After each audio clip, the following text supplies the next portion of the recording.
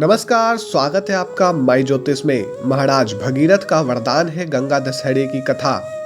एक बार सूर्यवंशज राजा सागर ने अश्वमेध यज्ञ किया, जिससे वो विश्व विजेता बनने का सौभाग्य प्राप्त कर सके।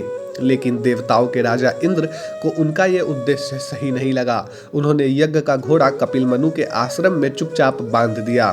महाराज सागर ने अपने 100 तेजस्वी पुत्रों को यह आदेश दिया कि वो जाकर यज्ञ के घोड़े को खोज कर लाएं और उनके घोड़े को रोकने वाले को दंडित करें। उनके पुत्रों ने पूरा नवमंडल छान मारा, लेकिन घोड़े का कहीं भी पता न चला। अंत में पता करते करते वे पाताल लोक में कपिलमनु के आश्रम पहुंचे, जहां उनको यज्ञ का घोड़ा मिल गया। मनु के द्वारा सागर के पुत्रों को श्राप।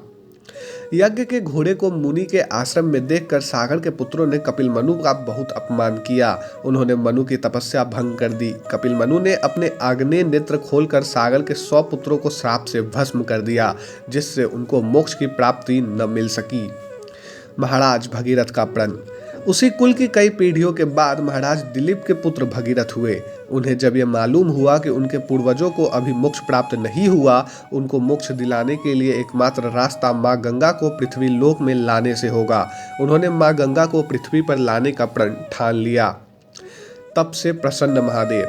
महाराज भगीरथ ने कठोर तप किया, जिससे प्रसन्न होकर भगवान ब्रह्मा ने उनको अनेक वरदान प्रदान किए। वरदान के अनुरूप माँ गंगा को भूलोक में उनके साथ भेजने का आदेश दिया, लेकिन साथ ही कहा कि माँ गंगा का वेग अत्यंत तीव्र है, जिसे महादेव के सिवा कोई और सहन नहीं कर सकता। इसीलिए उन्हें भगवान शिव की तपस्या करनी चाहिए।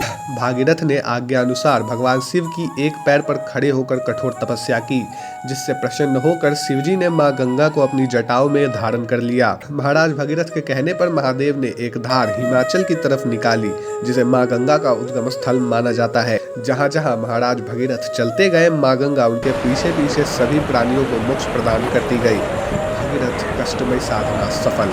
जिस लगन और सामाजिक कल्याण को ध्यान में रखकर भगीरथ ने माँ गंगा को इस मृत्यु लोक में मोक्ष का साधन बना दिया, वे सच में एक दिव्य आत्मा ही कर सकती थी। उनके ही नाम से माँ गंगा को भगीरथी कहा जाता है। धन्यवाद।